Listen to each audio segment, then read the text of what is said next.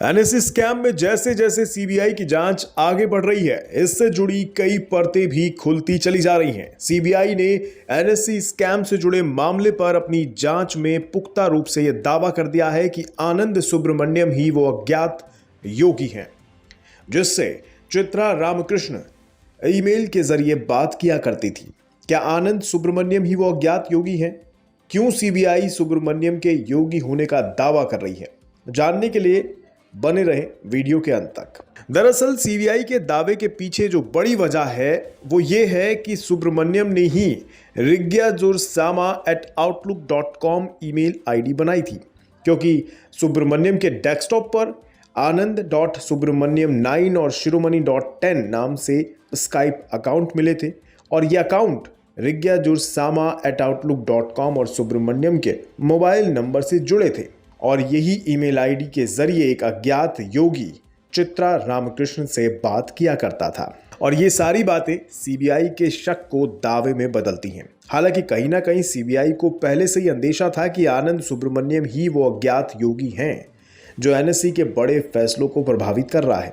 आपको बता दें, आनंद सुब्रमण्यम को पहली बार 2013 में नेशनल स्टॉक एक्सचेंज यानी एनएससी में मुख्य स्ट्रेटेजिक एडवाइजर के रूप में अपॉइंट किया गया था। इसके बाद एमडी चित्रा रामकृष्ण ने 2015 में एनएससी के ग्रुप ऑपरेटिंग ऑफिसर के रूप में इसे प्रमोट कर दिया। 2016 में अनियमितताओं के आरोप के चलते आनंद सुब्रमण्यम को नेशनल स्टॉक एक्सचेंज छोड़ना पड़ा। इससे पहले आनंद सुब्रमण्यम मात्र 15 लाख रुपए के पैकेज पर नौकरी करता था।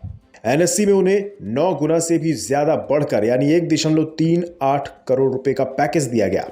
इसके बाद लगातार उसे प्रमोशन मिलता रहा और कुछ ही समय में वे ग्रुप ऑपरेटिंग ऑफिसर बन गया।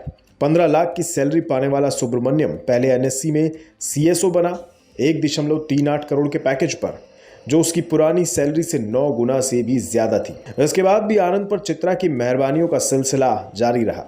आनंद को लगातार प्रमोशन मिलता रहा और एनएससी का दूसरा सबसे बड़ा अधिकारी यानी जीओओ बना दिया गया, जिसके लिए उसको सैलरी 2017 में 4.21 करोड़ रुपए मिली।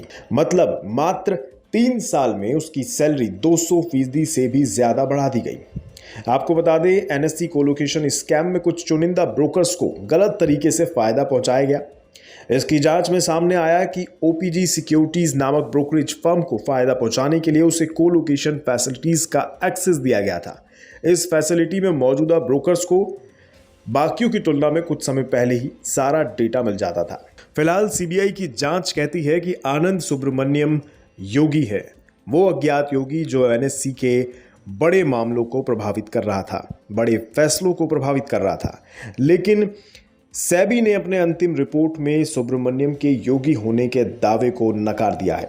कुल मिलाकर एनएससी घोटाले में एक अज्ञात योगी ने देश की जांच एजेंसियों की नाक में दम करके रखा है।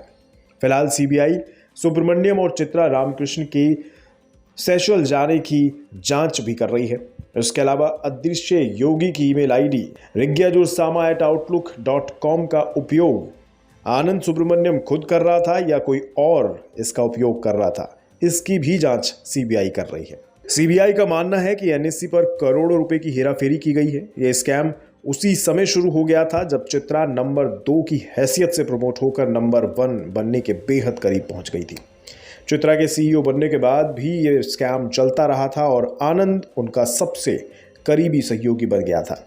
सीबीआई इस मामले में उस अज्ञात योगी का कनेक्शन तलाश ही रही है जिसके इशारे पर चित्रा एनएससी के सारे फैसले ले रही थी। क्या सीबीआई का दावा सही साबित होगा?